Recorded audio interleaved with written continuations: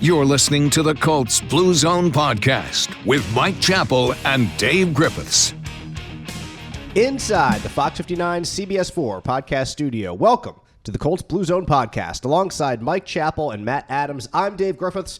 So glad to have you along for the show as the NFL Draft, as we tape this podcast, is the draft is this week? 1 day away. Who knew? I feel like we've talked about this a little bit in the past couple weeks. Just from time to time. We will, of course, get into our thoughts on the draft. The infamous Dave Griffiths All-RAS mock draft is coming, ladies and gentlemen. You got 7 guys? I have 9 guys, in fact, because I swung 2 trades. I bet you hit 2. I might have. We'll see. Which is... I got 3 last year. Like I said, I got Anthony Richardson, I got Juju Brents, and I got the 7th round offensive tackle, Jake Witt, out of Michigan somewhere. I think that is one of the most impressive things. Thank you. To nail a 7th rounder. Yeah, darn right. Based on RAS. Directional Michigan. Exactly. And so maybe I'll hit 3 again this year. That would be fantastic. Plenty more otherwise else to get to. The Colts $1 million schedule challenge is out. We'll give you some details on that. Matt, what are the odds on that? Probably a lot worse than me hitting a couple of those draft picks in this mock draft. And also some draft notes for us as the draft is just 1 day away. But we should begin with once again our esteemed venerable reporter Mike Chappell getting a chat with the owner of the Indianapolis Colts, Jim Irsay, this week. Talked over the phone and shared some details from his perspective on the events that went down. Chap, why don't you? I'll kind of cede the floor to you. Let you kind of direct where this conversation goes, or what you think were the most newsworthy points of your discussion with Jim Irsay, which you can read about, by the way, online, fox59.com, cbs4indy.com as well. Chap, go ahead. Yeah, it was. It had been. I'd talked to him in March when Freeney announced him as to induct him, and we talked for a while there. This was like on Tuesday, I think it was, or Monday. The days, but it would have been Monday. The days run together. But we talked for, 20, 25 minutes. And so you asked him like one question during that time? Yeah, but it's funny because anyone who knows Jim, and with all due respect to the owner, there are times you have to be rude and cut in to get a question in. But a lot of times you just kind of wind him up and let him go. And he really opened up a lot about his health situation, and he offered, because it's a little awkward to pry into it. I realize we're in the reporting business, but health matters are private matters. But one of the first things he said first of all, he said it wasn't an overdose, referring obviously to the December 8th incident where paramedics and police were dispatched to his home in Carmel, 911 call. And this everything stemmed from what they wrote on the incident report that our people came up with right away, that it was a suspected overdose. It was unresponsive and bluish, and they administered Narcan and all that.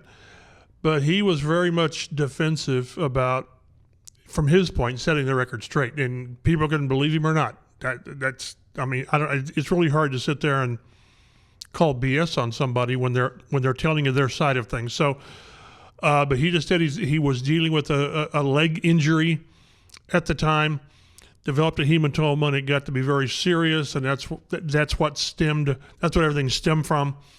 And but so I don't know how else you take him, but at his word, and if it was something different, then that's between him and his family and his doctors.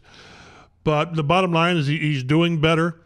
He doesn't have his mobility because after that leg injury situation, he had back/leg surgery that was pretty significant, and it cut into his mobility, and he's in rehab mode now.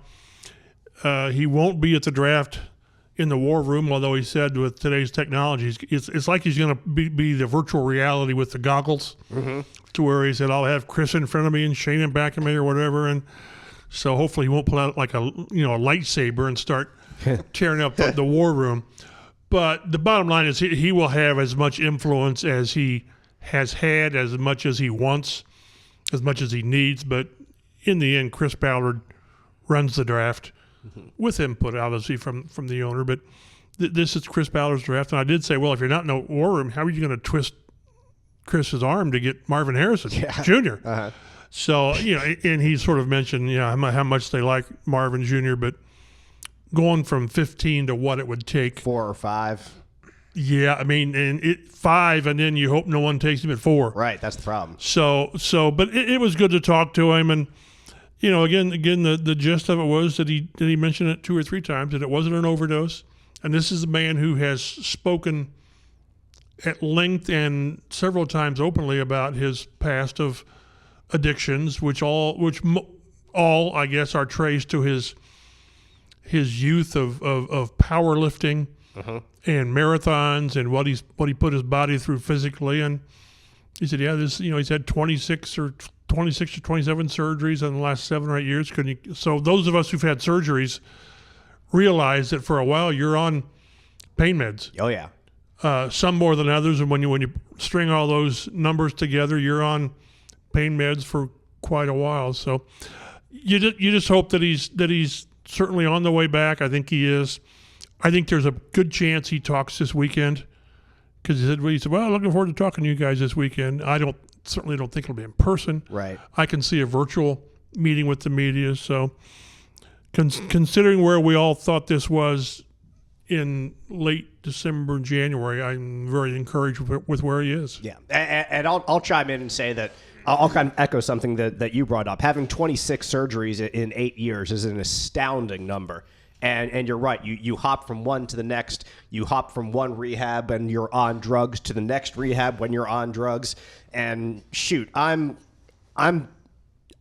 still on the lower side of 40, just barely. And I know that my body is not the same now as it was 10 years ago. And like you said, when you're 64 going on 65, you said the body doesn't respond like it did when you were 40 as far as rehab. Uh-huh. And I'm not. I think that I'm happy that Jim sent his story out there and said what his perspective was of what happened. And it's a confusing scenario where the police say one thing because they're trained to recognize these things themselves, and they've seen them multiple times themselves. Probably for the most part, I'd say most officers have responded to calls that have had, I hate to say similar scenarios, but some scenarios where they have observed overdoses. You just have to look at police reports and see how often, unfortunately, it happens. But you get one story from the police, you get one story from Jim Irsay. The Colts story from the team had a separate story too about a severe respiratory issue. So it's annoying, I think, to get all these different lines, especially between Jim Irsay and the team, because those two you would hope to be on the same page. Well, even the 911 tape that we chose not to play, it was mentioned that it was a congenital heart issue. So it's you're right. Whenever there's differing stories, you just look, with skepticism. But unless someone's willing to or able to get much deeper into the story, which family-wise, I just don't see this family doing that for a lot of reasons. I don't either. Yeah. For a lot of reasons. Right. So the main thing is that he is on the mend, and his next big goal as far as being able to do things is to be in Canton on August 3rd, to be on stage with Dwight Freeney, because that means, I'm telling you, it means a ton, from Marvin Harrison to Edger and now Dwight. It means a ton to an owner who understands the history of the game to be asked to do it for a third time, and he needs to be there to do it. Well, we'll see if he's able to recover by then, and hopefully he is. That'd be great to see him up there. I know Colts fans love to see him there, of course, presenting Edge and Marv before, and now it's Dwight's turn. So I keep thinking, like, usually when you think about this, you think of it in terms of a player who's recovering from an injury, but like, will he be at training camp? Will he be ready in time for training camp? Because we always know that every year pretty much Irsay goes and he kind of holds court out there and talks a lot about the team and the excitement and everything leading up to it. And I think it's something he looks forward to, but wanting to be in Canton may supersede that depending upon how things develop over the next couple months. Well, that's about the time that he shows up in training camp too. It's always that first week, which would be the last week of July or the first week of the night practice, when all the fans are out there. Right. And there have been times that he's not been very mobile. Of course, he comes out there on his golf cart, and there are times that he's had to kind of sit in the golf cart. Right.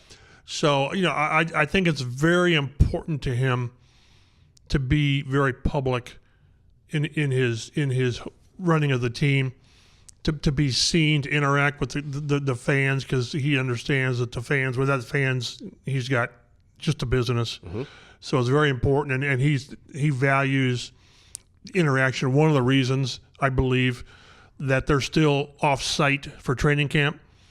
I know Chris Ballard feels the same way, the importance of interacting players. That's the one, that 2 or 3 week period, it's when fans can actually reach out and touch the team. One of the few times. And so it'll be very important. But, August 3rd in Canton, that's really what he's got circled on his calendar. So all the best to Jim during his recovery and rehab process. We can all hope and pray that he doesn't become more like Jerry Jones, who just goes off and starts spouting about, I don't know what he's saying, about their quarterback, Dak Prescott. I need to look at those quotes about... It was a funky quote. That's the thing. Like, if I even read it right now, it would be weird. Like, it's just, he said something that was really strange. This is after saying they were all in and they did nothing. Yeah. So, and we can argue when the Colts said they were all in on what they did, but well, you paint yourself into a corner, and I tell you, the media's not going to let you go. No, definitely not. One thing the Colts did when they were all in was they signed Matt Ryan to be their quarterback, and Matt Ryan has announced his retirement from the NFL. It includes one rather unmistakably memorable season with the Colts, but was with the Atlanta Falcons, drafted there at 22 years old. He's now 38, 16 years later. He signed a one-day contract with the Falcons so he could retire with the franchise. It's unfortunate his career ended the way it did, but he had a tremendous MVP season. He had some elite guys to throw to there for his career, whether it was Julio Jones, Tony Gonzalez, Roddy White early on, and then I think he got 1 year of Calvin Ridley there at the end, and before he moved on. But Matt Ryan's retiring, and he stepped into broadcasting pretty gracefully, I thought, last year, Chap, because he's a pretty knowledgeable guy in the booth, and that's not the same for everybody who comes out of it. But he seemed like he stepped into it really well.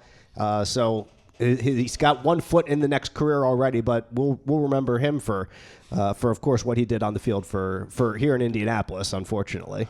It's funny how much vitriol is still there, because I mentioned how, the local, the indie media, we got the 1 year with Matt Ryan. It was that awful, I'll use another word, but 2022 season.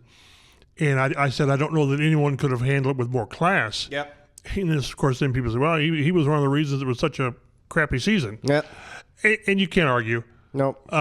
So it was just a bad situation, and mandating going from him to Ellinger and 33 to 9. It was a season that you had to be here to really appreciate how bad it was.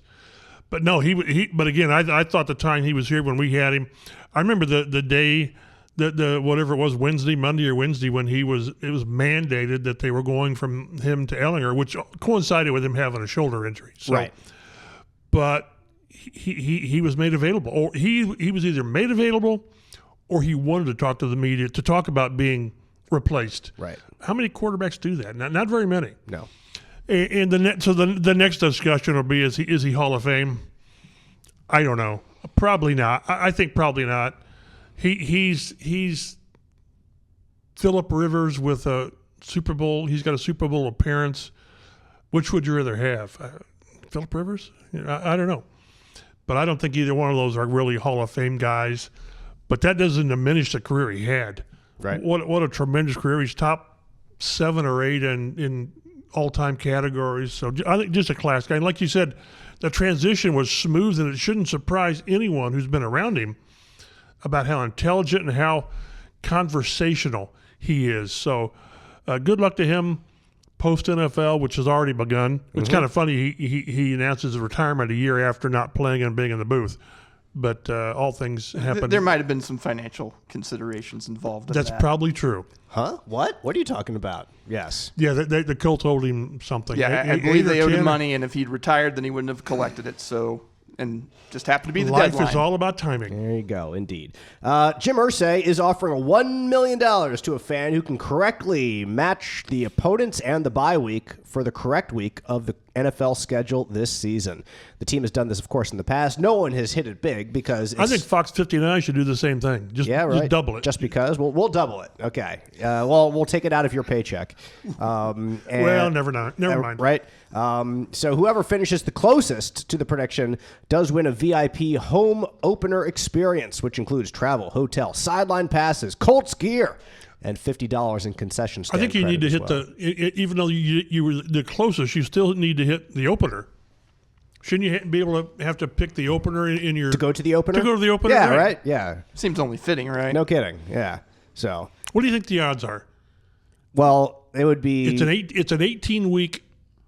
So it would be equation. Wouldn't it be like 18 times 17 times 16? Yeah, it's like 18 factorial. Could you do that? We could calculate. You're not doing a hell of a lot right now. Why don't you go ahead and do that and let us know? What is 18 factorial? Whatever it is. Yeah, going back to my old high school. Probably but it's kind of cool because they're going to get thousands and thousands of people that take the shot at it, and it's one of those.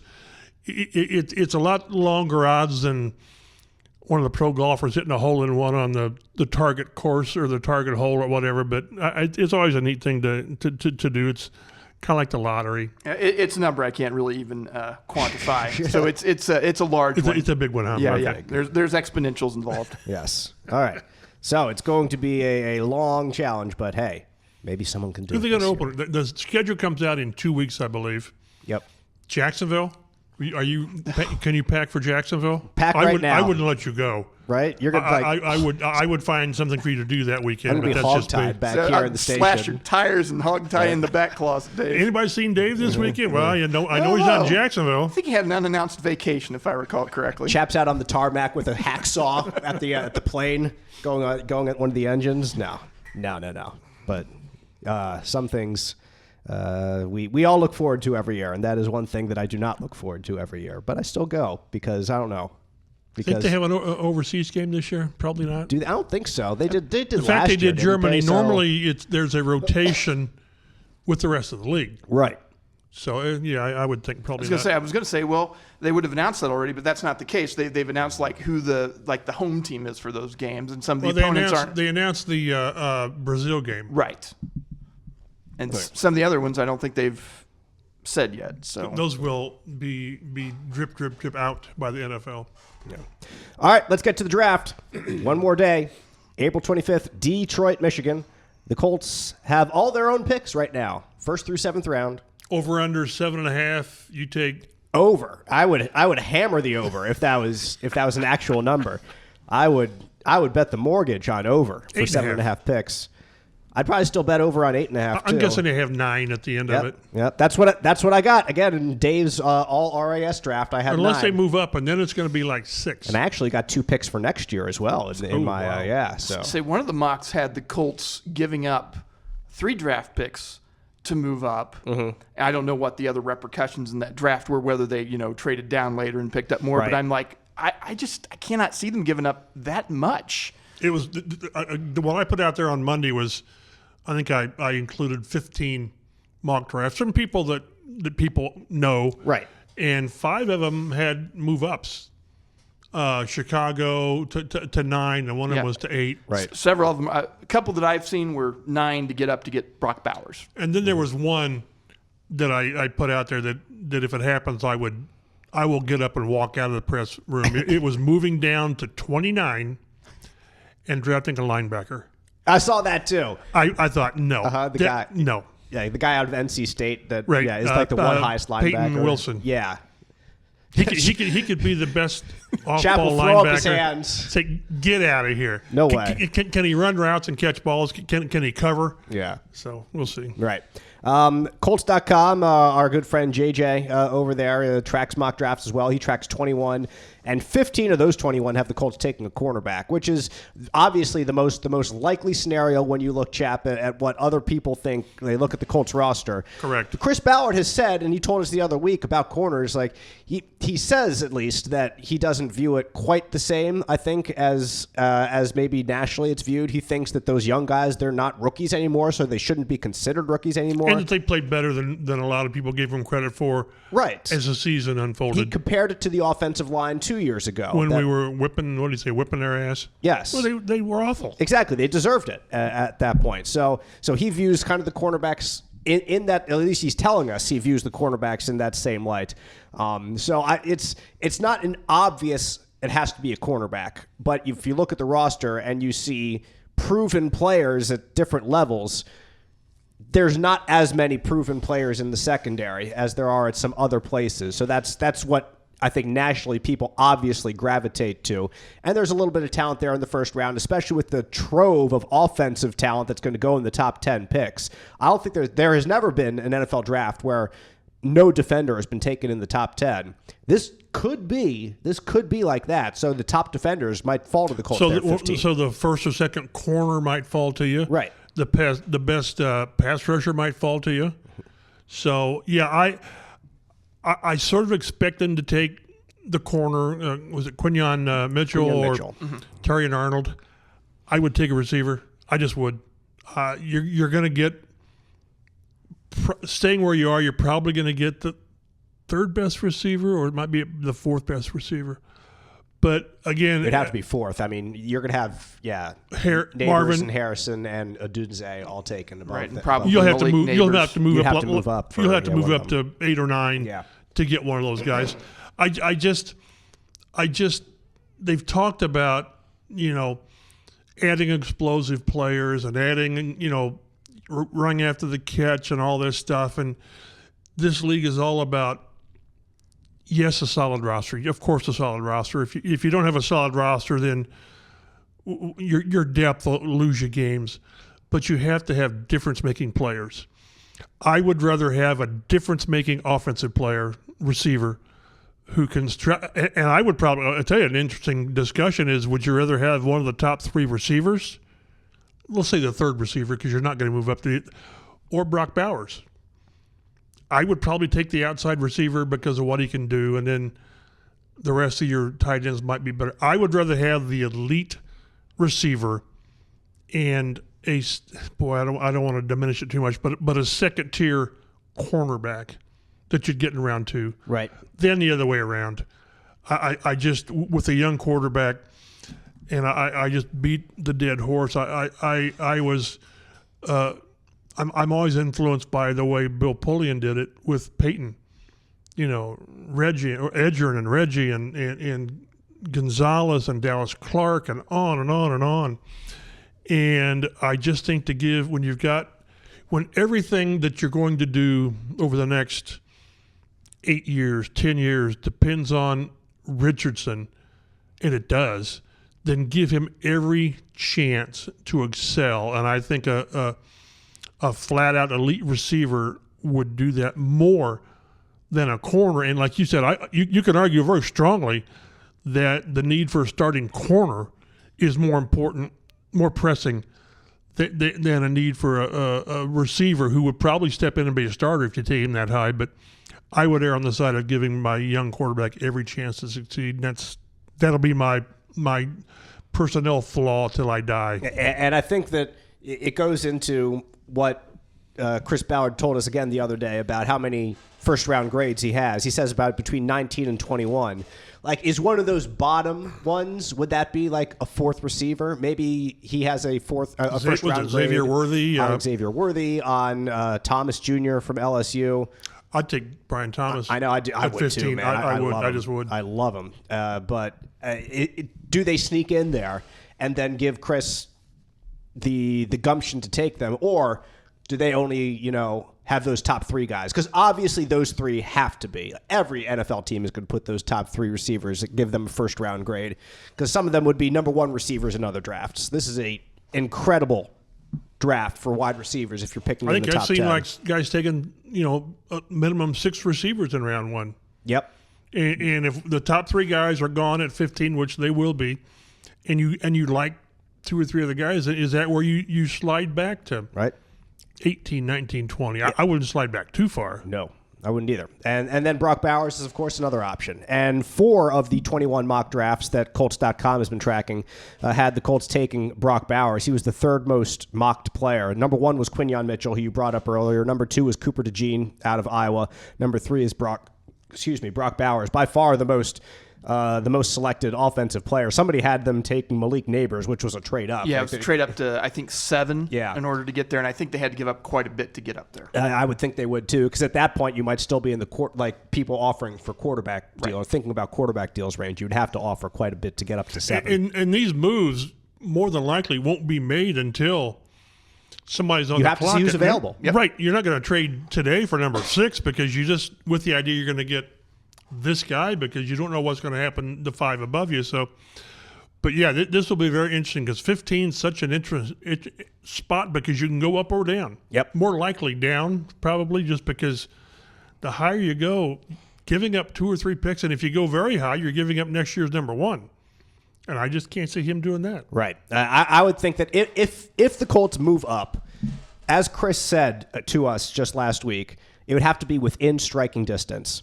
And going up to get Marvin Harrison at 4 is not within striking distance. No, it's just not. And so if Rome Odunze is still there when the Chicago Bears are on the clock at 9, maybe. But I think the Bears would want him. That's the thing. Like they're just drafting Caleb Williams number 1 overall. Yeah, go get him a weapon. Exactly. So you'd have to give up probably something pretty spectacular to be able to sneak up there into and the that top doesn't 10. include, like somebody said, well, throw in Alec Pierce. That's not going to move the needle at all on a trade package. Sorry, no. Right. Like people are throwing Josh Downs. No, it's not. It doesn't work like that. And don't throw in Josh Downs for heaven's sake. That diminishes what you're getting with the pick because you're taking a quality player out of the groom. Right. So anyway, to move up to the top 10, I still think 9 would be something. And I think it's the Jets that I've seen a lot of mocks taking Brock Bowers there at 10. Give Aaron Rodgers a little bit more weapons now that they've tried to solidify the offensive line a little bit in free agency. So you'd have to get into the top 10 to secure a better shot at Bowers. But who knows? Maybe the Jets keep going offensive line and they take an offensive lineman, and then you get to 11, and then that's certainly, I think, within striking distance to move from 15. That would be round 2 with Jonathan Taylor when you're sitting at 44. Yes. And all of a sudden he's still there and you move to 41 to get him. Yes. That's striking distance. Yes. So if Brock Bowers gets past the Jets at 10, that is the first point that I would be on alert, saying, okay, the Colts might actually make a move up here. Because then you're debating probably Brock Bowers or the 4th receiver. Yeah. How people have the 4th receiver graded. And it's funny when you look at all these draft boards and they're people's top 50, top 100, it may not even resemble how Chris Ballard and his guys rate these players. We have no idea how their board looks. Somebody has Xavier Worthy at the bottom of round 1. Maybe he thinks, because one of the reports I saw is that Reggie was at his pro day. Maybe Reggie came back and said, man, this guy. Man, 4-2-1. Remember how I liked Josh Downs at the combine? Yeah. I like this guy more. Yeah. But so you just don't know. But it only matters. It's like with everything that goes on in the league, whether it's free agency or whatever. It's how one team values and evaluates that rookie, that veteran to give him whatever money. So it just takes one team to fall in love with a player. Yep. The great thing about going to Texas Pro Day because you have Xavier Worthy and you have Adonai Mitchell there. So you have 2 receivers there that some people consider to be first-round talents. And if they like one of those guys, then you take the corner at 15. Take the corner at 15. And then maybe with that 46 pick, move up higher. Yeah. With the idea you're going to get one of those guys. So there's a lot of options. Again, I would rather have the really, really elite receiver potentially as opposed to a lockdown corner. Yeah, at 15, I think perhaps a decision that the Colts are going to have there at 15 is the best receivers in this draft are gone, but the best cornerbacks are right there. And so those are two positions that I think we can all agree upon. We would like to see the Colts add to both of those rooms at some point in this draft because you think that they could both use a little bit of boost. So they have to make the decision, do we take one of the best corners in a position on the defensive side of the ball that does not help Anthony Richardson directly, of course. It does indirectly, obviously. You're on the same team. Or do we take a wide receiver / playmaker, whether it's Brock Bowers or whoever, that does directly help Anthony Richardson, but is not quite at the same playmaking ability as the best players in this draft?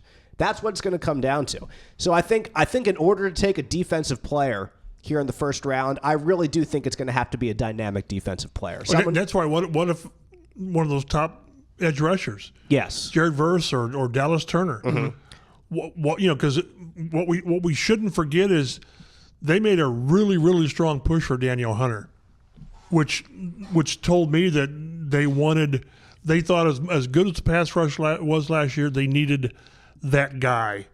So maybe you're still driven by the fact that as good as you think you may have that defensive front with all the players are coming back, you still need that catalyst guy. And again, I would err on the side of offense, but I will understand if they do defense with a corner or an edge rusher. Linebacker, I will get up and walk out of the room.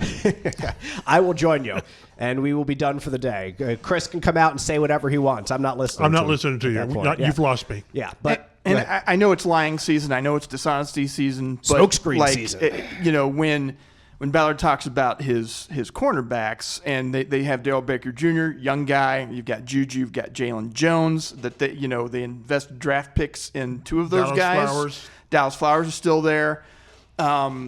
And then you think about Hunter and that they pursued him and that they were willing to try to pay him to get him here in Indianapolis.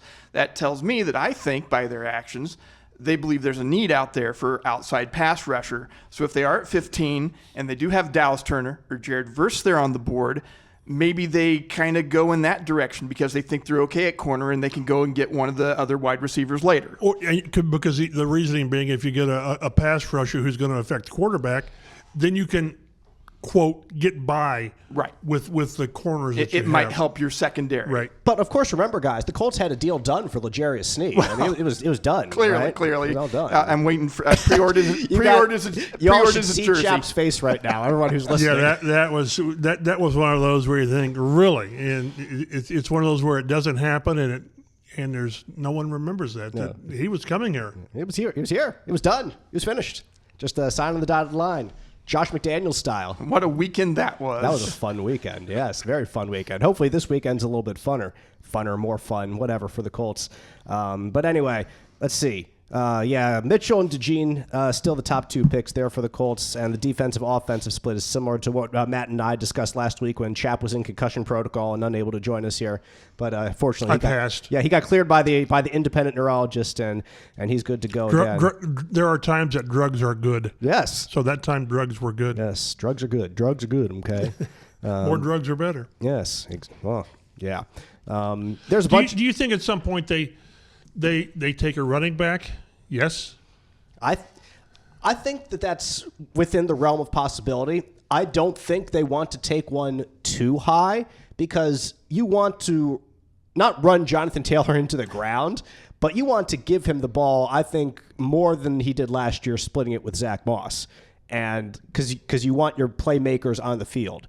So I think Taylor's going to be out there a lot this next year. Yeah, so I have no problem getting another guy, and like I could even flex between more of a power guy like an Audric Estime from Notre Dame or a more gadget guy, we will say, that's better at catching out of the backfield. I think you could go with either way. Evan Hall coming back because you have Evan Hall and you have Trey Sermon right now. Sermon's You have there two too. different guys right there that kind of are in those two roles right now, but no one to say, hey, he's locked in as the number two. He's got his role. We know exactly what it's going to be. No, you want to bring in somebody at one of those two spots as more competition for one, if not both of those guys. I can see an offensive lineman, 3rd round, 4th round. Oh, yeah. I can absolutely see an offensive lineman. And then the debate is interior or tackle.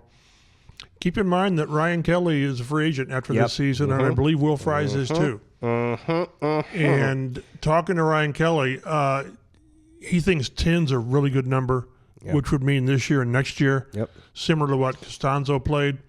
So you have to be planning for life after Ryan Kelly. You just do. Let me tell you this: Dave's All-RAS draft is going to be very interesting if we're talking offensive linemen in those middle rounds. Interior, exactly. Interior offensive linemen. Because again, you can never have too many tackles, and maybe there's some question about Braden Smith. He had a good year when he was healthy, but he wasn't healthy. Right. And he's coming off knee surgery. But you did see promise from Blake Freeland. I mean, he had to go up against Myles Garrett for crying out loud. They Bernard Ryman him last year where they said, "Here, go play." Even worse. Go play. Well, I don't. There's not much worse than putting Ryman out there in Denver with like one practice. Right. Yeah. Good point. But you're always, and Ballard talked about this, how you're always. It's funny as a GM and your scout guys, you're always looking a year, 2 years, 3 years down the road. Well, this guy, as we talk, Ryan Kelly's going to be a free agent, and in 2 years, Braden Smith's going to be a free agent. So you're always looking, how are we going to replace him? And the coach says, screw that. I need to win now. Right. Give me a player now. So that's why there's always that fine balance. But I can see at some point an interior lineman, and I wouldn't. I've seen some people having the Colts take a safety, like third round. I wouldn't. I would go out and get me a veteran free agent for $5 million, $6 million, and feel good about the group I've got then. And they have room now, of course, with their working around with DeForest Buckner's contract. Thank you. Right. Yeah. Oh, they created that was one of the great, things that Ballard said about, well, why did you create the space? He said, just to see how Twitter reacted. Yeah. That was great. And he did it with a straight face. Yep. So it's not why he did it, but it created 14. They've got like $28 million in cap space. How about that? So there's, and they could have signed a safety without that. They would have. You can find because they would have had $14 million. Yeah, if they didn't have but you could have addressed Quentin's contract, or you could have done it. Right. This gives them more flexibility, or can sustain flexibility. Oh, come on! It's going to just sit in escrow. I know. Well, but you got to keep it in mind. And here I am defending the team. You do have to plan for next year where you're going to have. Are you going to bring Ryan Kelly back? I would for like a 2-year deal, like they did Costanzo, and it turned out being a 1-year deal.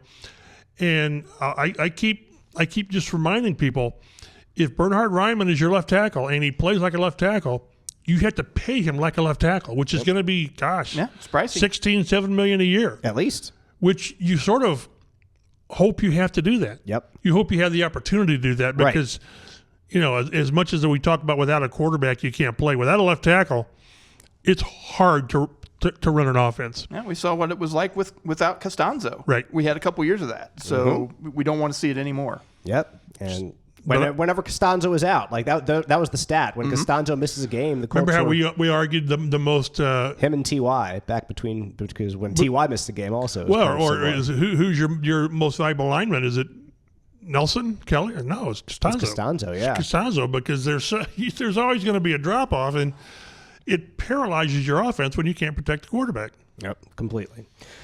So that's what we have for the first round there for the Colts, and a little bit of analysis beyond that. How about we dive right into Dave's All-RAS mock draft? I'm excited. Yes, as you should be. Dave's All-RAS draft. These aren't in film. They've got the Razzies, is it? Yes. Whereas it's really the bad stuff. Yes. This is good Raz. Exactly, it is. All right. So, tell everybody what Raz is. Raz, of course, as you all know, if you are a devoted listener to our Colts Blue Zone podcast, is relative athletic score. The relative athletic score is combined from several different metrics of a player, including height, weight, bench press, shuttle run, 3-cone drill, vertical jump, broad jump, and then 40-yard dash time, plus 10 and 20-yard splits. Those are all the main numbers there. And teams believe in it. They certainly do, because if you have traits and you have coaches, well, coaches can coach traits. So if you believe in your coaches, drafting players that have high athletic scores and high intelligence, let's throw that together, of course. Raz has nothing to do with how smart you are, it's just your physical. Or your character. Right, or your character. Which Ballard made it very clear that characters... Right. You got pretty paramount to the Colts. Got to evaluate both to a point. Both of those as well. However, Raz is important too. And it's not. I'm surprised you haven't got a jersey on it that says RAS. Exactly. It's not the end-all, be-all of everything, because like we said the other week, DeForest Buckner's RAS out of 10 was like a 2-point something. It was just a stunning number. You get number. that for signing your name. I know, exactly, which was Chap's joke, and it's still funny, even a couple of weeks later. But anyway, here we go. Dave's All-RAS Draft. Going in with only 7 picks, that was never going to happen. And at 15th overall, I got to a point where, Brock Bowers was gone, and there were plenty of options available for me that I could take. But since there were plenty of options, that means that I could also trade back. So from 15, the Indianapolis Colts engineer a trade with the Tampa Bay Buccaneers, moving back to number 26. So that's a long drop. It is. But go ahead. It is a little bit of a drop down there, 9 places. So I get the 57th overall pick. That's in the second round. And a 3rd round pick next year. So I drop 9 places for a 2nd round pick and a 3rd round pick next year. So at number 26, the Indianapolis Colts select Cooper DeJean, cornerback, Iowa Hawkeyes. Some people have them taking him at 15. At 15. Yep, yes they do. And I would be pretty happy if they took him at 15. I think I would be if I'm a Colts fan. The reason that I like Cooper DeJean is, number one, his RAS score is a 9.85. That's a really good score. He's the top-rated cornerback in this class that we have RAS for. And with all the guys who are first-round talents, they're all around 6 foot. Nate Wiggins is a little bit taller at 6'1", but I don't like him to the Colts at all. Really, he doesn't have the length, I think, to be the guy the Colts want. Even though I think he's a pretty good corner, but DeJean has he's still 6 foot. He's the biggest one of them all at 200 pounds plus.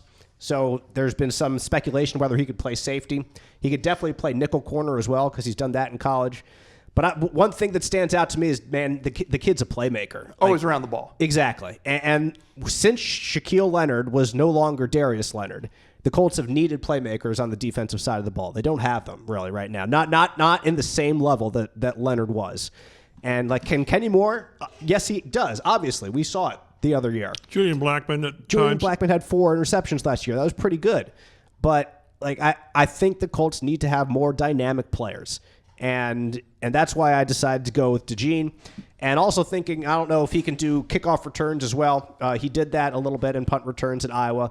That's not entirely why I made this pick. I made the pick because I think the Colts need to get more dynamic on defense. Might need to take the ball away better. Yeah, the special team stuff is kind of a throw-in bonus, right. If you need it. If DeJean's your starting corner, then let Dallas Flowers return kicks, which he's done. Exactly. So, and also he was a really good zone defender in college, and the Colts play zone more than anyone else in the NFL. And a Big Ten guy. And we know that Chris Ballard does like Big Ten guys. That's right. So Cooper DeJean at number 26. So down we go at 46. I worked another trade. This one I wasn't overly happy with, to be perfectly honest. This trade, I think I would have, in reality, I would have wanted a little bit more. But since I got that pick at 57 from my first draft, I was okay with sticking with one second round pick. So here it's at 46. I traded with the Carolina Panthers for number 65, which is the first pick in the 3rd round, the very first pick. Pick number 101, which is the very first pick in the 4th round. And also a 3rd round pick next year. So right now I've got 2 3rd round picks next year. So basically I traded my 2 to move down. It's 20 spots, which is a big one. I get a 4th round pick and then a 3rd next year. So like I said, this was one that I wasn't overly happy with. I don't think this was a trade that Chris Ballard would make. But I wanted to pick up some more picks, just to take a few more swings and get a few more players in this all-RAS draft, so that if I have more darts, as Chris Ballard says, I can maybe hit 1 or 2 more players. So anyway, then we're 57. So this is a pick I got from Tampa Bay in my first trade. At 57, the Indianapolis Colts select Ricky Pearsall, wide receiver, out of Florida. Old friend of Anthony Richardson there with the Florida Gators. He's a 6'1". He's a little bit small at 189 pounds. I think he can hopefully add a little bit of that. But his explosiveness was really what helped him stand out in the RAS category. He had a 42-inch vertical, which is ridiculous. So he can get up. Also runs a 4.41. Had elite speed stats, explosion, and agility stats entirely. His RAS score was a 9.91. out of those receivers. I kind of had the option at 46 before the trade. I was thinking Pearsall or Xavier Legette, the wide receiver out of South Carolina, because those are two guys right around that range that are kind of mocked to the Colts or other teams in that area. But again, like I said, I wanted a few more darts to throw at the board to see if I can get someone. So right now those are my 2 trades, so no more trades. So we have Cooper DeJean, we have Ricky Pearsall. We go down to 65. So this is what I acquired in my trade for my second round pick. So the first pick in the third round, the Indianapolis Colts select Braylon Trice, defensive end out of Washington. This is my one pick that was not a big RAS score. I had to go with one. Trice's RAS is only a 7.46. So I took Trice because every scouting evaluation you see of him, like the word they have is relentless, like relentless energy. And this to me is a Shane Steichen pick. Like Shane Steichen talks about relentless all the time. One of the words that's in the end zones at the practice fields. Exactly. So I think that this is a Shane Steichen pick in this draft, that he would love to see a guy like Braylon Trice bring his relentless energy to the Colts defensive line. And if he can develop into an elite pass rusher, that's fantastic, because I don't think you're going to unseat Kwity Paye or Samson Ebukam as your starters right now if we're into the third round of the draft. But you can bring this guy off the bench and have him just be relentless for 20% of the snaps, 15-20% of the snaps, and see what he develops into. So that was like I said, my one pick. That was really not a high RAS score, but one guy that I really I could absolutely see the Colts taking a swing on in this draft. We go down to number 82. So this is the Colts' normal third-round pick here. They select Tanner Bortolini, center out of Wisconsin. This is, of course, a Chris Ballard pick because it's a Wisconsin kid, and he's a lineman at a 9.77 RAS score. He had a smaller size at 6'4", 303 pounds. That's not that small to me. I don't know. I look at those numbers and I'm like, okay, maybe it's not the best, but he had elite, so like top 20% in everything else. In his agility in particular was ridiculous. His 3-cone gave him a 9.99 score. So basically, out of the history of evaluating these players, only one center has had a better 3-cone drill than Tanner Bortolini out of Wisconsin. And like you said, Chap, trying to shape things up for the future on the interior, thinking about the future of Ryan Kelly and also of Will Fries. My next pick kind of has to do with that, too. I went back-to-back offensive linemen in the middle of this draft. That sounds like a thing Colts would do. It wouldn't surprise me. Interior offensive linemen, too. With a guard, this is the first pick in the fourth round now, a pick that I picked up in one of my trades. Guard out of TCU, Brandon Coleman. He had pretty average height and weight, but was elite everything else. He had a 34-inch vertical at 313 pounds. He jumps 34 inches off the ground. That's ludicrous. And his RAS score is also ludicrous. It was a 9.97. Like this guy, I think, is one the Colts I could absolutely see the Colts taking, and penciling him in as your interior kind of main backup there. You've got Blake Freeland as your main guy on the outside. This guy could be your main guy on the inside, and who knows, if you really like him, you can let Will Fries walk in a year or two. So I really like Brandon Coleman out of TCU as a 9.97 RAS score guy. We go down in the fourth round to the pick that was the Colts pick in this round. I have another wide receiver, but he could even be a tight end. Johnny Wilson, wide receiver out of Florida State. He is 6'6", 231 pounds for a wide receiver. That is a mammoth dude, but still can run at 4.52 speed. So he's still a fast guy. 37-inch vertical. So if 6'6" wasn't enough, he can also jump 37 inches off the ground. Boy, what a tight end room you'd have. Exactly. Athletically. Yeah, exactly. So I'm not putting it out of the question to move him to tight end, but come in and see what he does, and if he's good enough to be a wide receiver, if he has the quick twitch to be that in the NFL, then go ahead, leave him there. But if not, well, move him into the tight end room and see what he can do there. 9.7 flat was his RAS score. Now we go to the highest RAS score on this list. Pick number 151 here in the fifth round. The Avon Orioles running back Isaac Guerendo, 6 foot, 221 pounds. Out of Louisville, of course, college as well, but here in central Indiana. He was very good at Avon. He played wide receiver for the Orioles. I just remember on Friday nights every night calling his name. You'd have a highlight from exactly him. Because he would get behind the defense and score a 45-yard touchdown. And Guerrero is also the guy who backed up Jonathan Taylor at Wisconsin at running back. He's the guy that Jonathan Taylor always said that hit 25 miles per hour in a sprint. And Taylor himself was never able to do that. So he was always impressed with Guerrero. Guerrero has spoken about how much he likes Taylor and how much Taylor impacted him.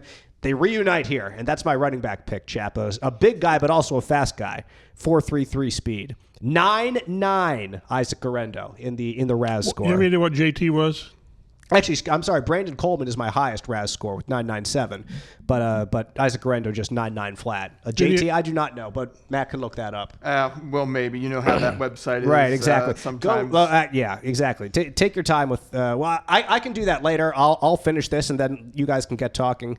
And then I'll find it because I think I can find it pretty easily. Dominique Hampton at 191 overall, a safety out of Washington. He's 6'2", 215 pounds, has elite size, and had 20 reps on the bench press, which was also in the elite range.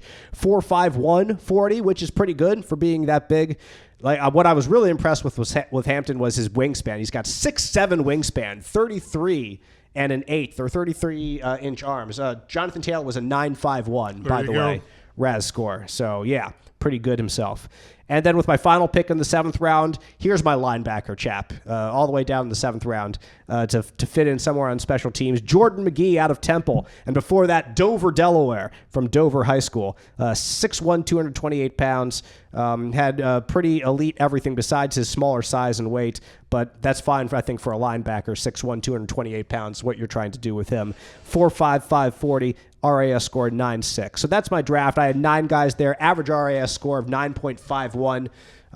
But every one of them is one that I think fits a need that the Colts have and is in the same type of player that the Colts look for.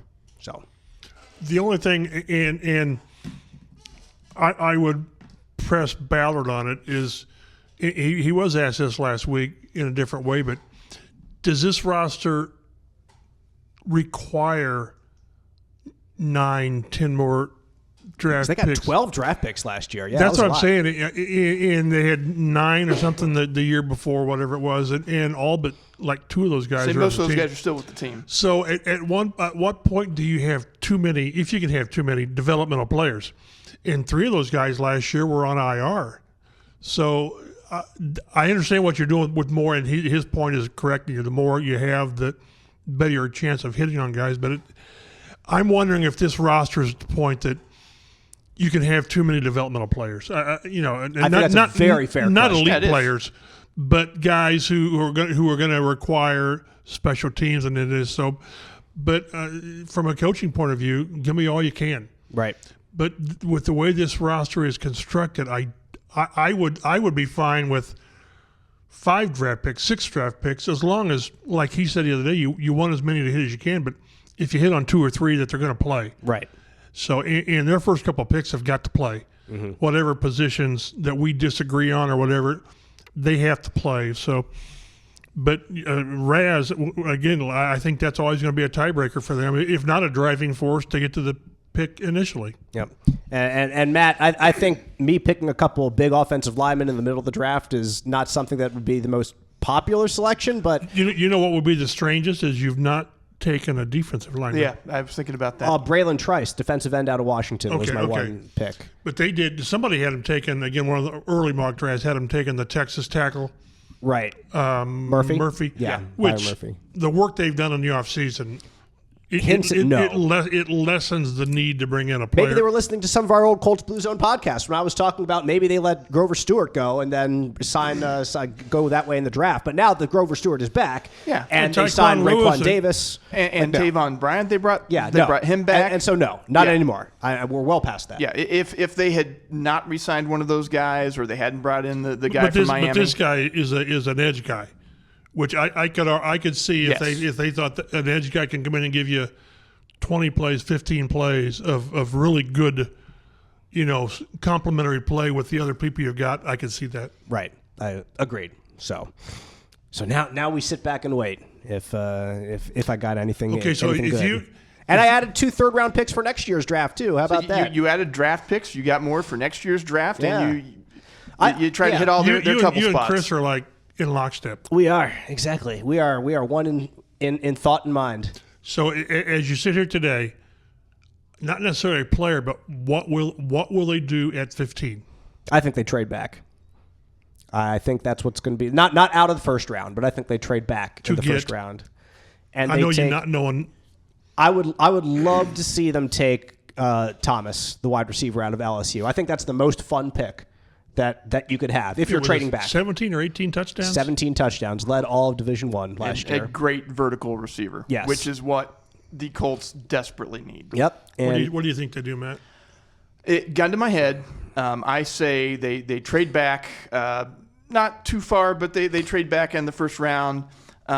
They get a wide receiver, either Brian Thomas, I'd be good with that, or the guy from Texas, because he's got a tremendous RAS score as well. Adonai Mitchell. He is the number one RAS guy of those who were tracked in the pro days. Yep.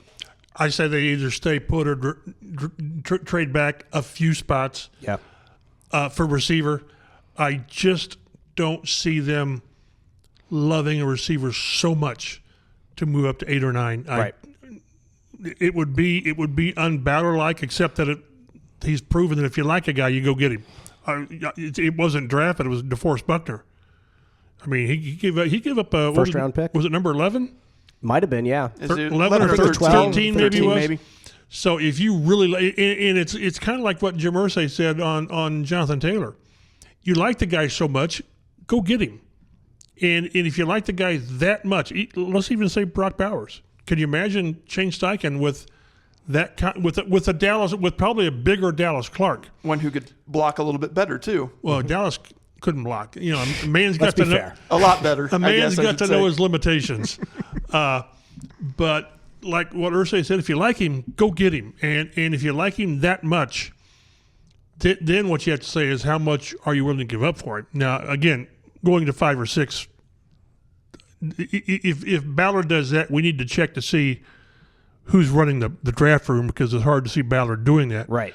But if you like the guy that much, move up, give up something. Boy, to give up a number 1 pick next year, going to 9, you wouldn't have to do that.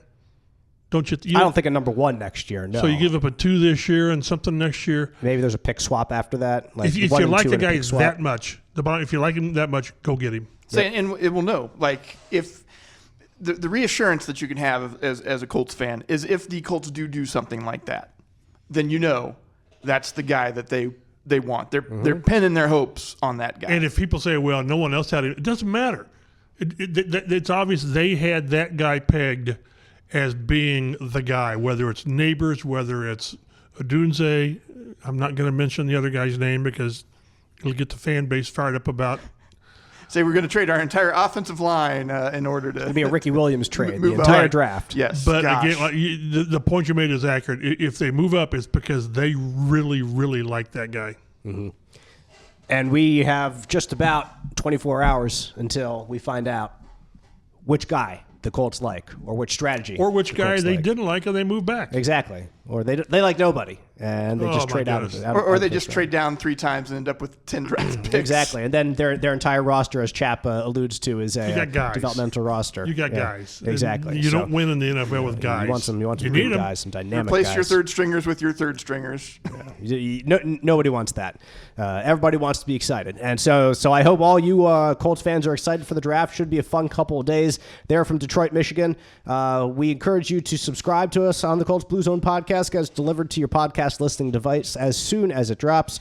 We will see you next week after a very active weekend. So take care. This has been the Colts Blue Zone Podcast.